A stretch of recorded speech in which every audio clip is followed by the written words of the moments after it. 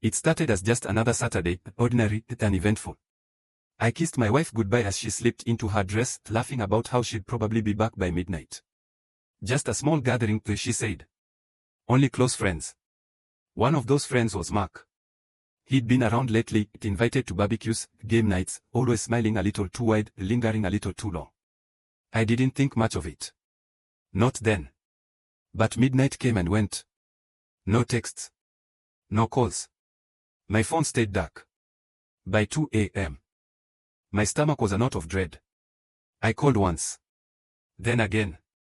Her phone rang out each time, like it was lying face down on a nightstand somewhere. I tried to reason with myself, maybe the party went late. Maybe her battery died.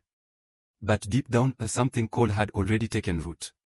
Sunday morning, sunlight cut through the blinds like an accusation. Still nothing. Then, at 10:47 a.m. my phone buzzed. A single message from her. I'm okay. Stayed at a friend's. Don't wait up last night. That was it. No explanation. No apology. No mention of Mark, but I knew. Something in the brevity, the detachment, told me everything I didn't want to hear. I sat on the edge of our bed, staring at the pillow she hadn't slept on, and for the first time in years, I felt like a stranger in my own home. And in that silence, one thought began to grow, quiet at first, then louder, darker. How do you rebuild a life when the person you trusted most has already walked away? But even then, I didn't know how far I'd go to get answers, or what revenge would truly cost me. The house felt hollow after she left. Not just empty, the kind of hollow that echoes. Every creak of the floorboard, every hum of the refrigerator seemed to mock me. I stood in the kitchen, staring at her coffee mug still sitting in the sink, lipstick smudge on the rim. The same shade she wore the day we got married. Cherry blossom, she called it. Because love should be sweet, she'd said, grinning. Now it looked like a stain. I didn't touch the mug. I didn't clean anything. I wanted the evidence to stay, her toothbrush in the holder, her robe draped over the bathroom door, the faint scent of jasmine in the air. Proof that she had been here. That this life was real. But then my phone buzzed again. I'll be home tonight. Don't make a big deal out of this. A big deal? My hands clenched around the phone. She wasn't calling. No voice. Just another cold text, as if she were rescheduling a dentist appointment. I typed back. We need to talk. In person. 3 dots appeared. Then disappeared. Minutes passed. No reply. By noon, I found myself standing in front of Mark's apartment building, a sleek, modern complex downtown. I hadn't planned to go there. One moment I was pacing the living room, the next I was in the car, driving on autopilot. I told myself I wasn't going to confront him. I just needed to see it. See the place where she might have spent the night. Where they might have. I shut the thought down. I parked across the street and waited. Sat there like a ghost, watching the entrance. The rain started, soft at first, then steady. I didn't care. I watched people come and go, couples holding umbrellas, delivery guys, neighbors laughing. But no sign of her. And no sign of Mark. After 3 hours, I gave up. Drove home soaked, not from the rain, but from sweat under my jacket. I felt unclean. Violated. Not because I knew what happened, because I didn't know. The uncertainty was worse than any truth. That evening, she walked in at 7:13 p.m. She looked tired. Hair slightly messy, eyes avoiding mine. Wore the same dress from Saturday night, had she not gone home either. I'm back, she said, like nothing had changed. I stood in the doorway of the kitchen, arms crossed. You stayed at Mark's, didn't you? She flinched. Not a denial. Not a confirmation. Just silence. You didn't answer my calls. You sent one text after being gone all night. And now you expect me to act like everything's fine. I told you it wasn't like that, she said, finally meeting my eyes. We talked. That's all. Talked. For 10 hours. Overnight. It got late. I didn't want to drive. He offered the couch. The couch. I laughed, the bitter, broken sound. You could have called. Texted earlier. Instead, you disappear and show up 2 days later like I'm overreacting. I didn't think it was a big deal. That's the problem, that I whispered. You don't think any of this is a big deal. She dropped her bag and sighed. Look, I know it looks bad. But nothing happened. I swear. I was upset, I needed space, and he was there. That's it. Upset about what? She hesitated. Looked away. Us. Lately, it feels like we're just roommates. Like you're somewhere else even when you're here. That hit harder than I expected. Was I distant? Maybe. Work had been hell. My dad's illness, the layoffs at the office, the sleepless nights, I hadn't shared most of it with her. I didn't want to burden her. But maybe I'd buried us both under silence. Still. That didn't excuse her vanishing. Didn't excuse Mark. And did it ever occur to you, I said slowly, to call me when you were upset? To come to our home? To talk to your husband? She didn't answer. We stood there, two people who once knew each other better than anyone and now separated by a wall built from secrets and assumptions. Later that night, I lay awake. She slept beside me, on her side, back turned. I stared at the ceiling, replaying every moment, every word. Wondering which ones were lies. And then, quietly, the idea came. Not revenge, not yet. But curiosity. I need to know. So the next morning, while she showered, I did something I never thought I'd do. I picked up her phone. It was unlocked, she never changed the password since we set it up together. I opened her messages. Scrolled through texts with friends, grocery lists, reminders. Then I found the group chat with Mark and two others we deleted a week ago. Odd. I dug deeper. Photos. Backups. Notes. Nothing. Until I checked her location history. There it was. Saturday night, left our house at 8:14 p.m. Arrived at Mark's building, 8:52 p.m. Stayed until Sunday at 11:03 a.m. And then, this caught me. Monday at 6 p.m. She went back. For 2 hours. Why? If nothing happened, why return? My hands shook. I didn't confront her. Not yet. I needed more. Proof. Context. Something solid. So I started watching. Not just her phone. Her habits. Who she smiled at. When she laughed. How often she glanced at her screen. I noticed things I'd ignored before, the way she'd mute calls when Mark's name popped up, the way she'd edit photos before posting, making sure certain people weren't tagged. And then, the breaking point. I found a note in her coat pocket. Not a love letter. Not explicit. Just 4 words, scribbled on a cafe napkin. I can't stop thinking. No name. No signature. But I recognized the handwriting. It wasn't hers.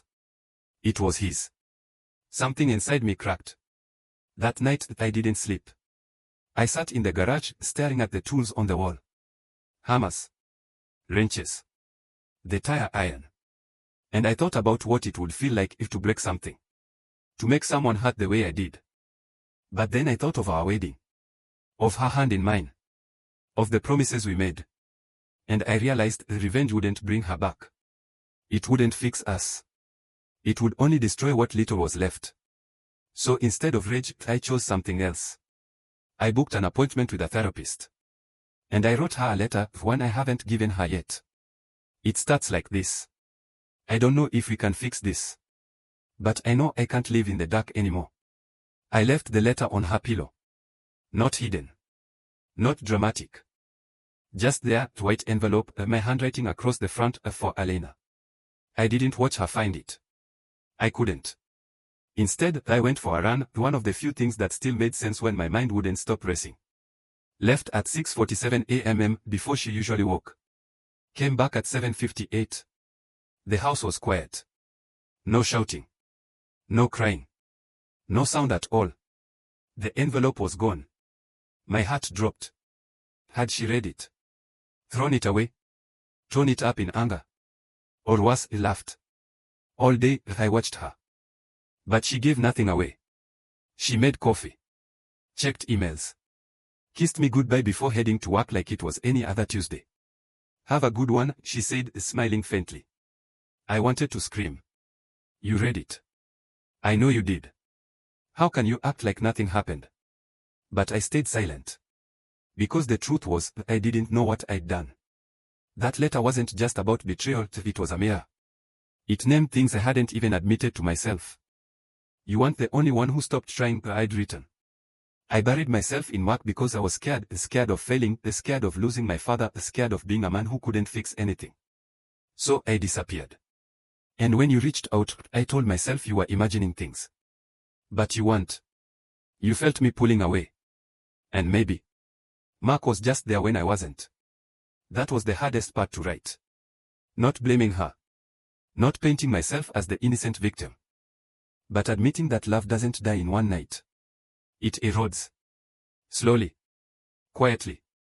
In glances avoided, conversations cut short, a bed slept in alone while lying side by side. Still, none of that excused what came after. So I also wrote. But staying out all night without a word? Going back to his place. That wasn't just loneliness. That was a choice. And if you made it once, you could make it again. So I need to know, are you still choosing me? I didn't ask her to stay. I asked her to choose. And now, the silence. By Wednesday, Claire was unraveling. She acted normal, but normal had become a performance. A series of gestures, passing me the salt, asking about my day, laughing at my jokes like muscle memory. But her eyes were distant. Guarded. Thursday morning, I found the letter in the trash. Not shredded. Not burned. Just crumpled. At the bottom of the kitchen bin, under coffee grounds and banana peels. It felt like a door slamming shut. That night, I drove to the lake. We used to go there when we first dated. A quiet spot on the edge of town, surrounded by pines, where we'd sit on the hood of my old car and talk for hours. Stars above. Her head on my shoulder. Promises whispered like prayers. Now, I sat alone. Wind cut across the water. Cold. Unforgiving. I pulled out my phone and opened her messages again, the ones I hadn't deleted. Scrolled past the napkin note, the location data, the late-night text with Mark that said, miss your laugh and wish you were here. Heart. Yes. But something else crept in, something quieter. Grief. Not just for the marriage.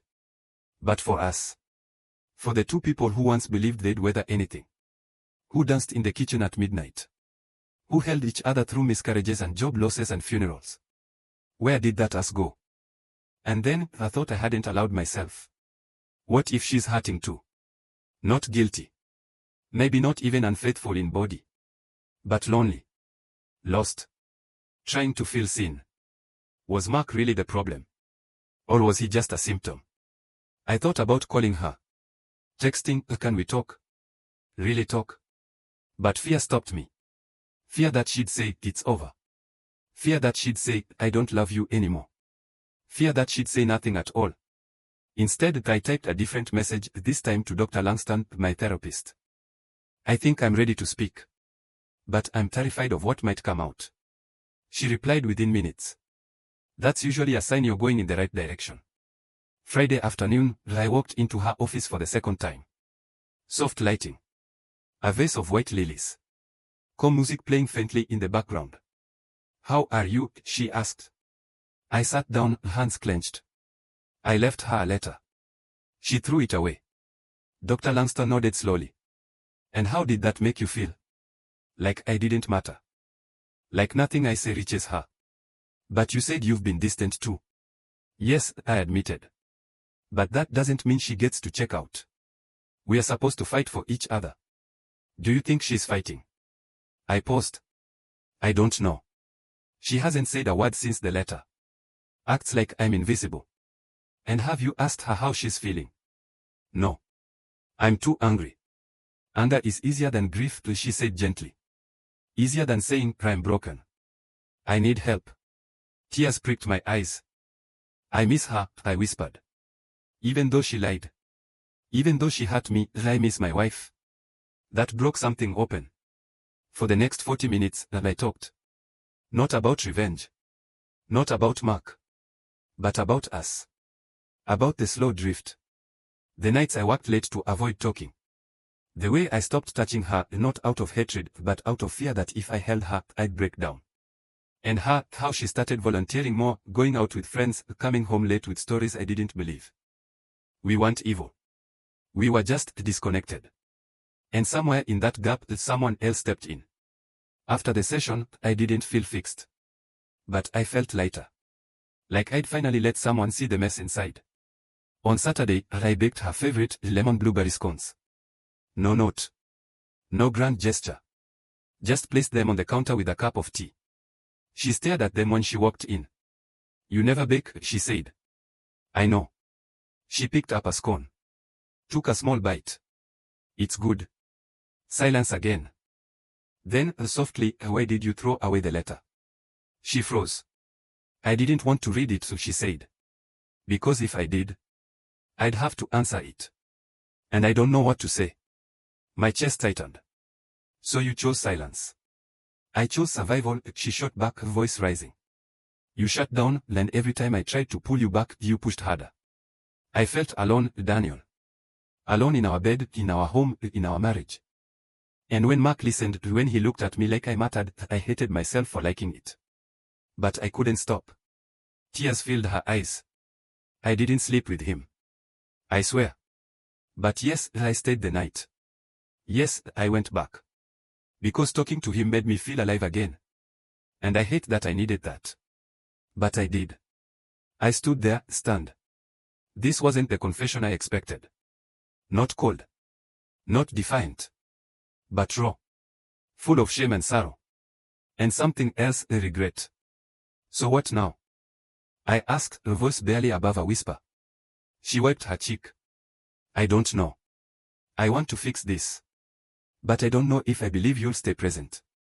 Or if I'm strong enough to try again. We could go to therapy. Together. She looked at me, really looked, for the first time in months. Only if you mean it.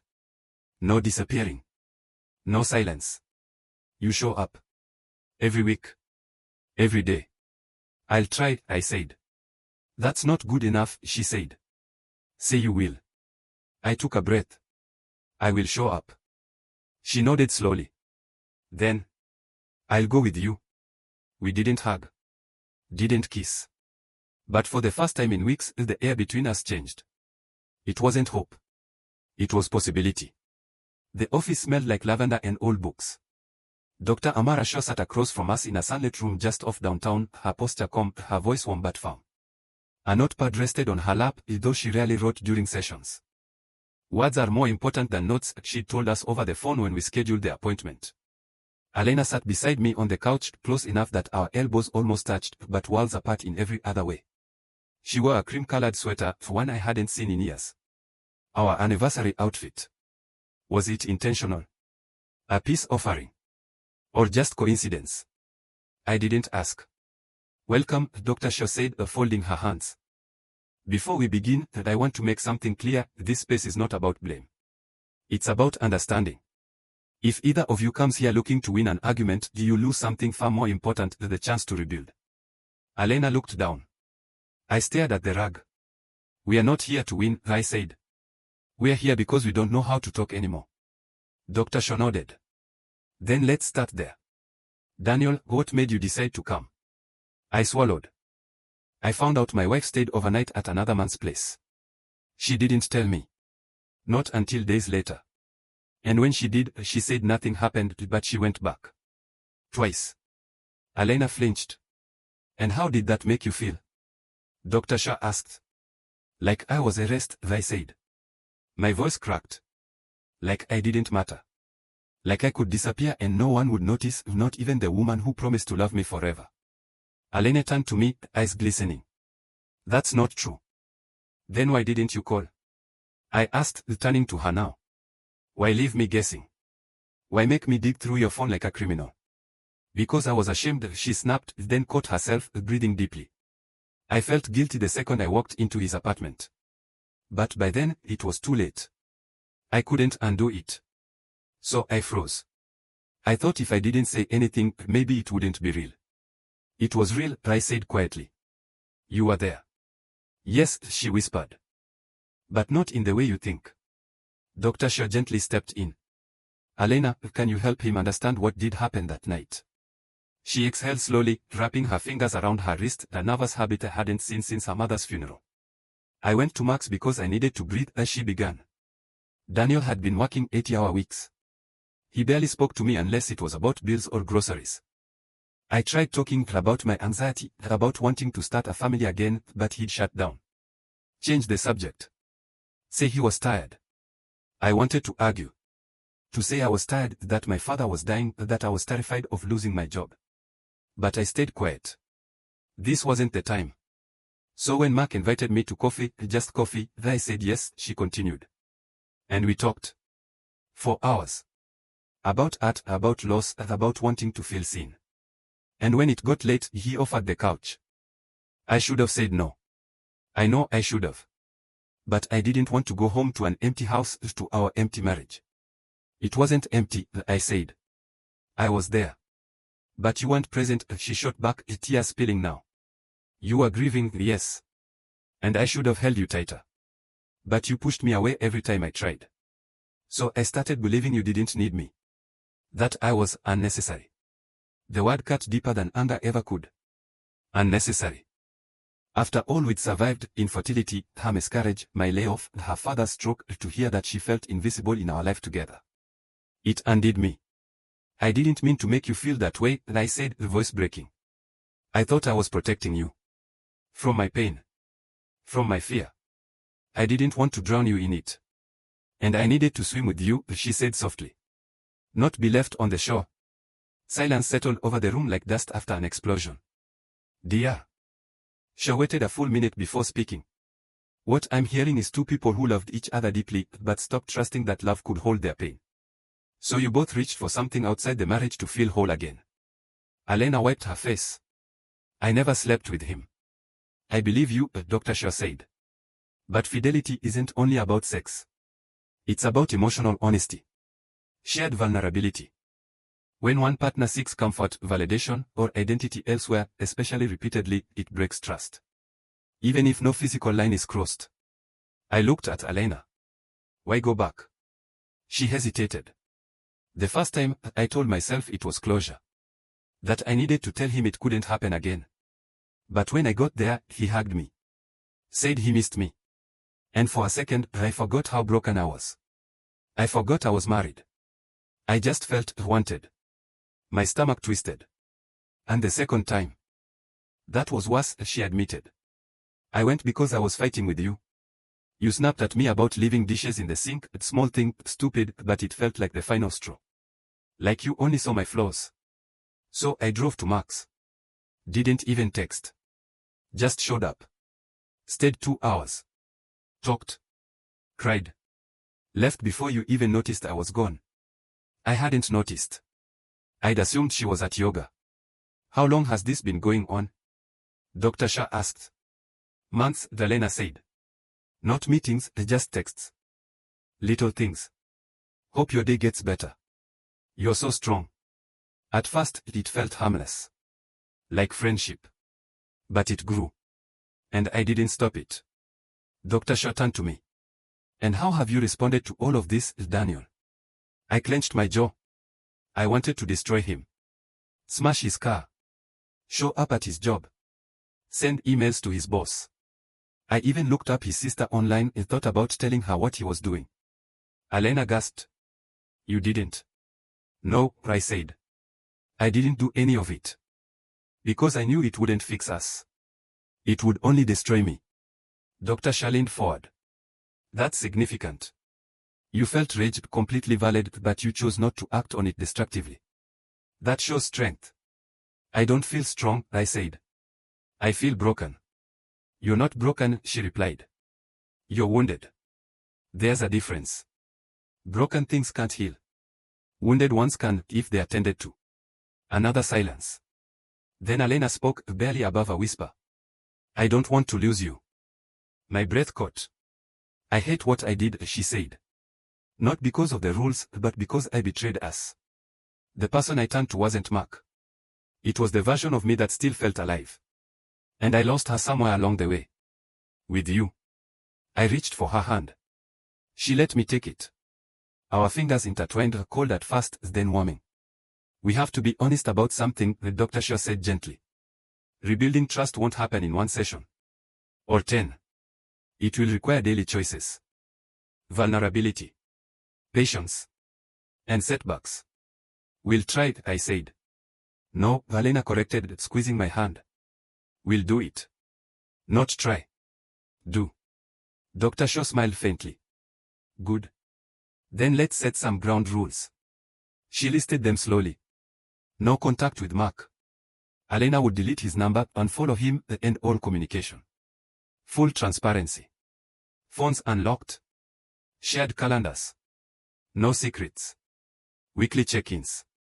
Every Sunday night, we'd sit down and talk, no distractions, about how we were really feeling. Individual therapy. I'd keep seeing Dr. Langston. Elena agreed to find her own therapist. No intimacy until we both feel ready. Not as punishment, as respect. Physical closeness without emotional safety could deepen the wound. Elena nodded. So did I. One last thing, Dr. Shaw said. Healing isn't linear. There will be days you doubt.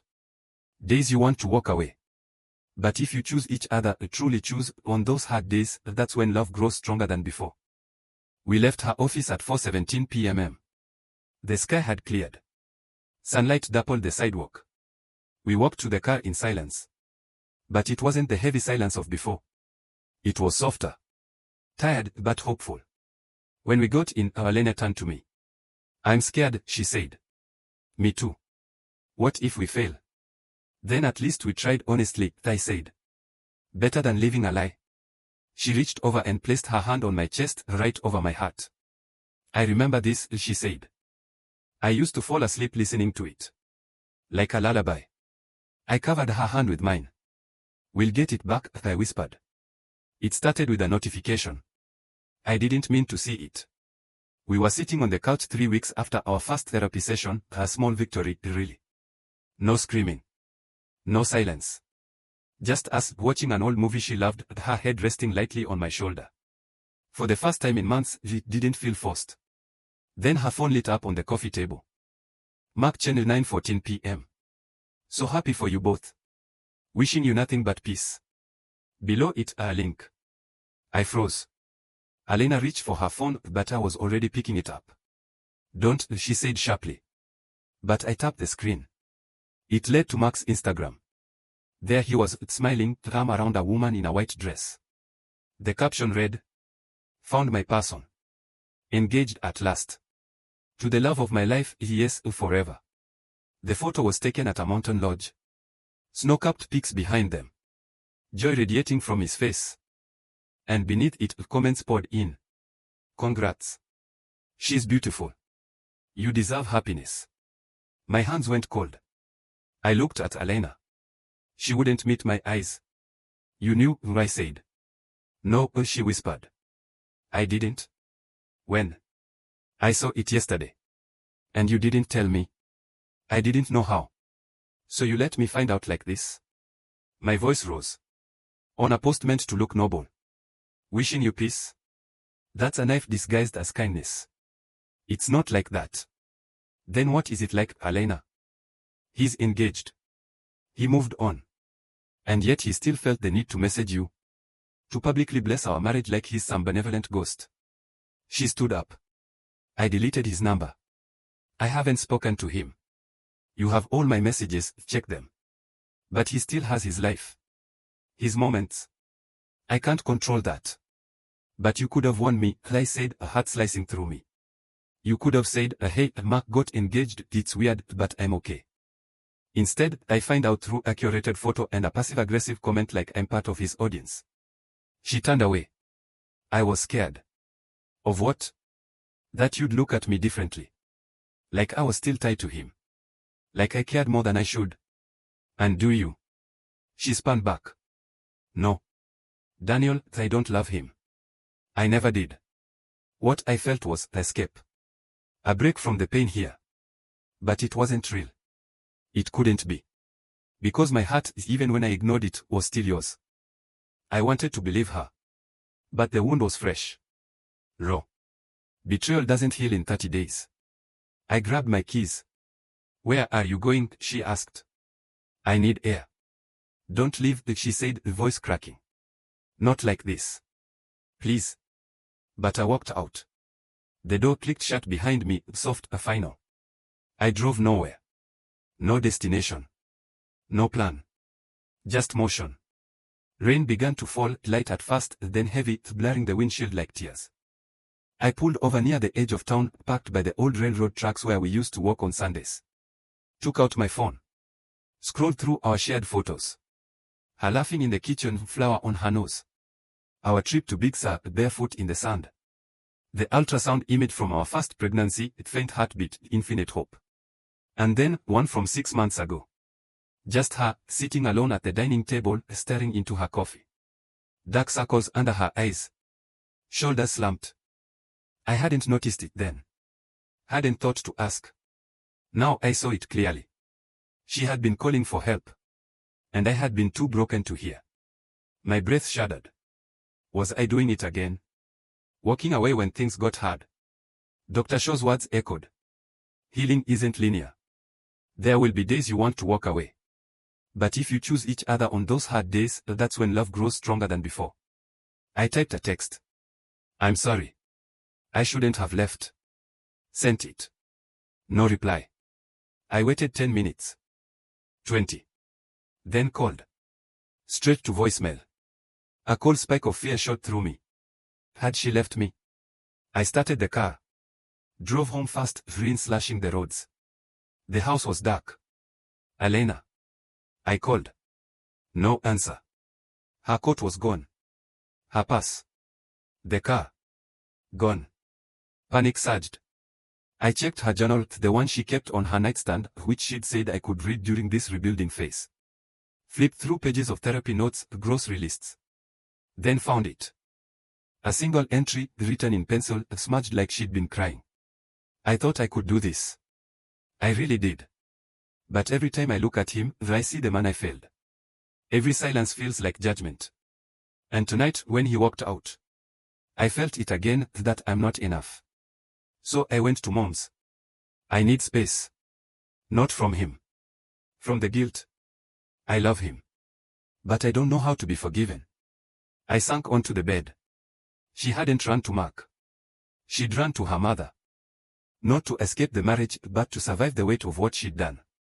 And me? I'd assumed the worst again. Without asking. Without staying. Just like before. I picked up the phone and dialed Dr. Shaw's emergency line, something she'd given us for crisis moments. She answered on the second ring. I told her everything, the post, the fight, my leaving, her vanishing. She's not running to him, I said, voice breaking. She's running from herself. And I made it worse by walking out. There was a long pause. Daniel, she said gently, this isn't failure. This is process. You're both learning how to hold each other without breaking. But you also have to learn how to stay, especially when the past screams louder than the present. What do I do?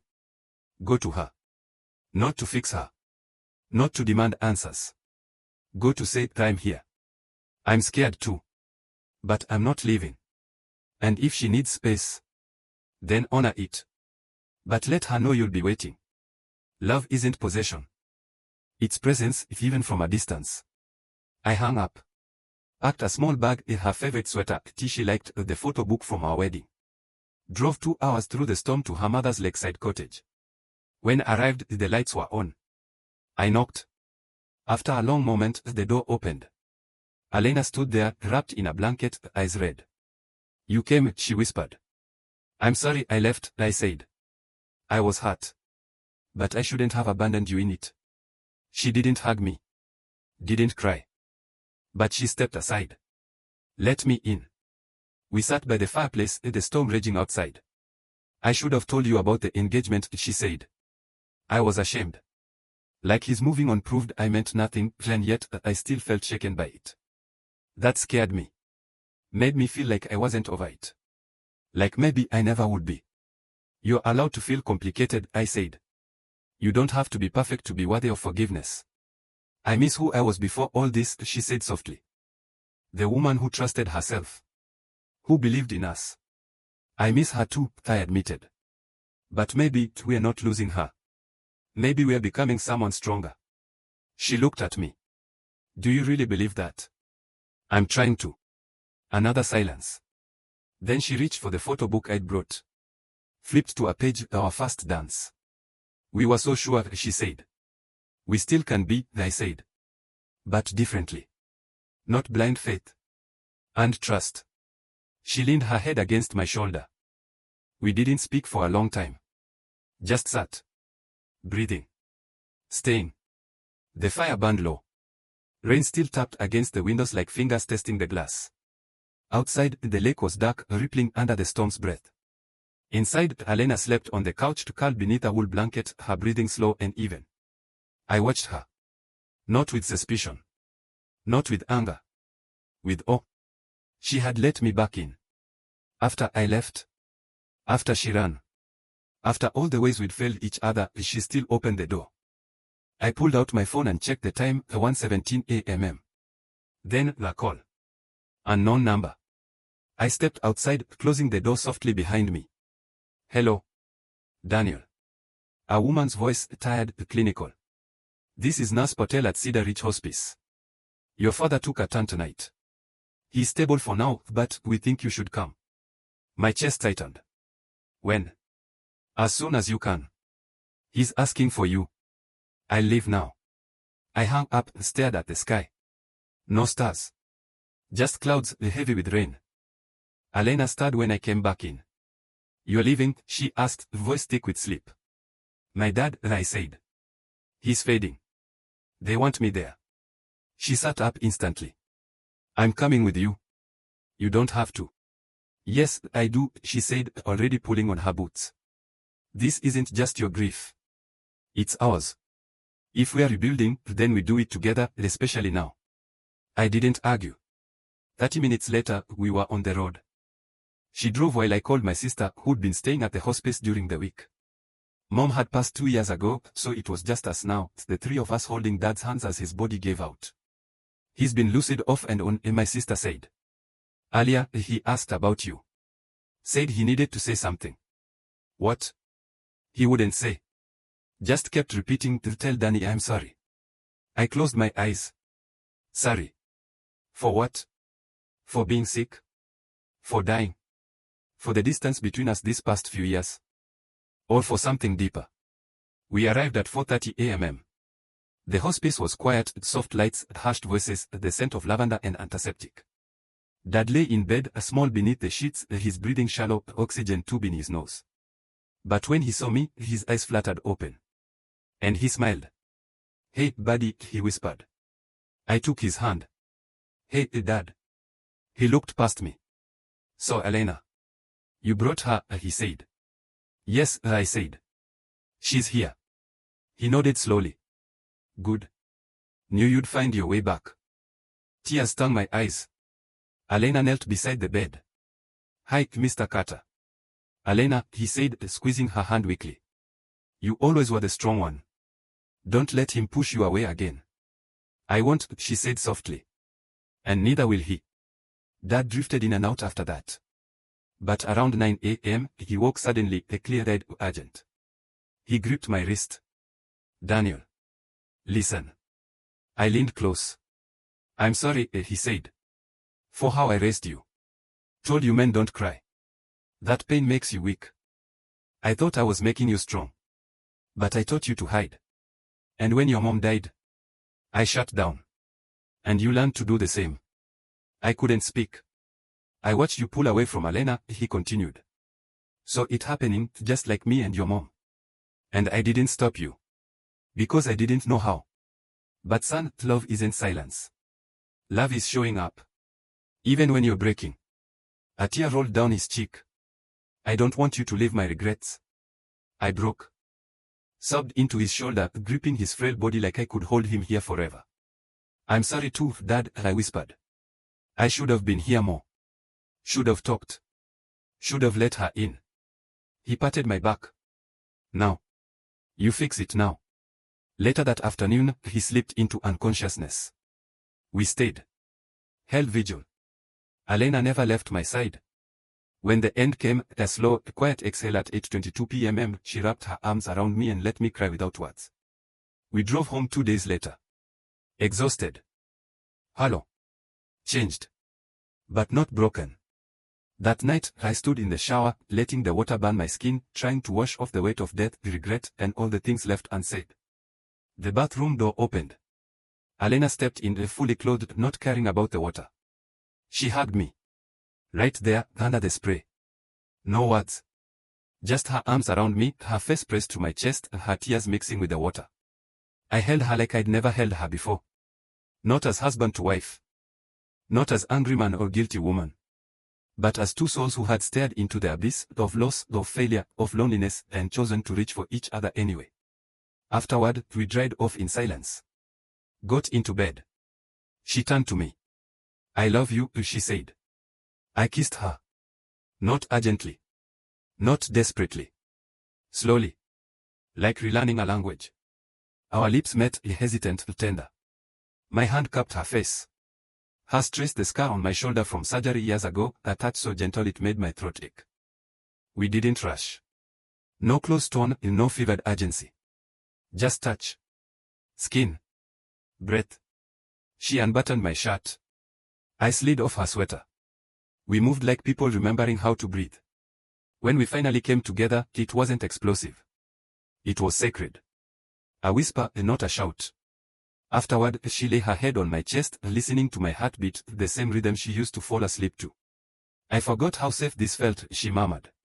I'm learning how to give it back, I said. We fell asleep like that, tangled close the hole.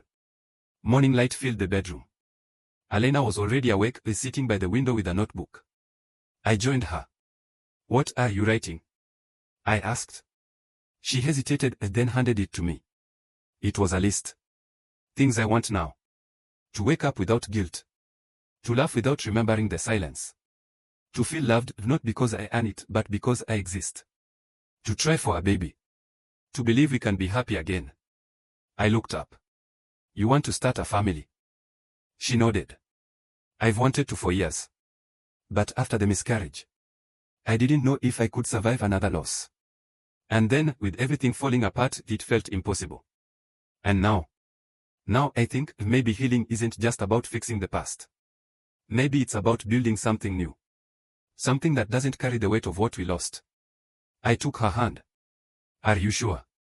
No, she said honestly. But I'm willing to try. With you. I pulled her close. We decided that day, no more birth control. Not a guarantee. Not even a promise of success. Just an act of faith. Weeks passed. Life settled into a new rhythm. Therapy every Tuesday. Sunday check-ins. No secrets. One evening, Alena came home with a plant, a small olive tree in a terracotta pot.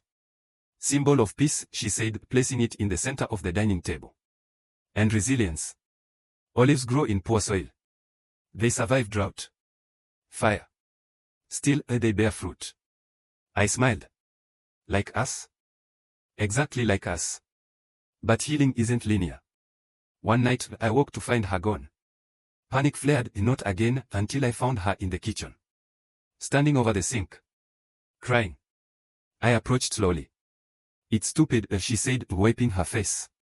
I saw a baby announcement today. Friend from college. Healthy boy. And instead of being happy, I felt empty. Like my body betrayed me. Like I don't deserve joy.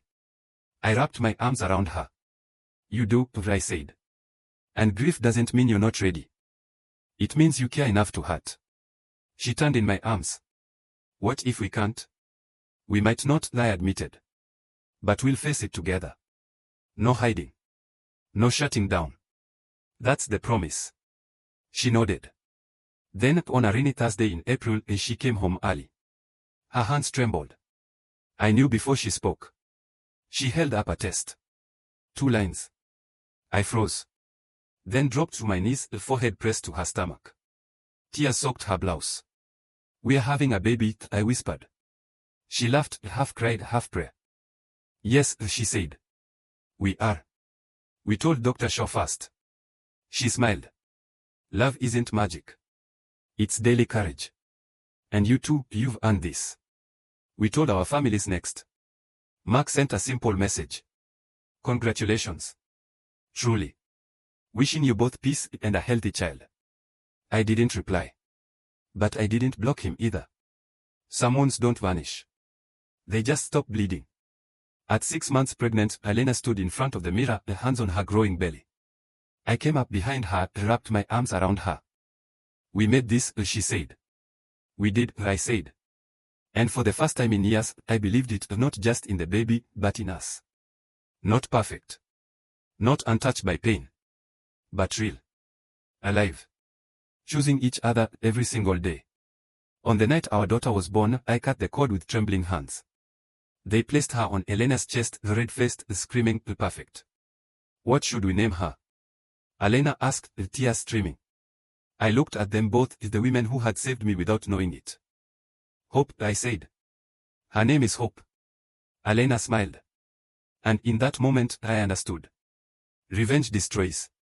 But love, even broken, mended love, creates.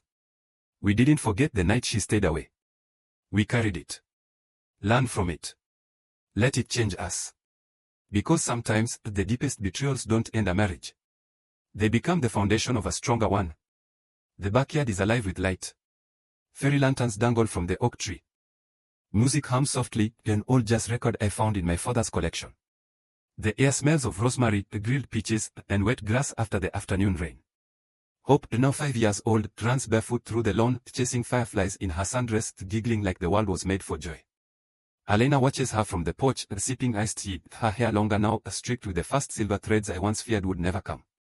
We used to think we'd grow old together. Now, we know what it truly means. I join her, sliding an arm around her shoulders. She's fearless, Elena says, smiling. She gets it from you.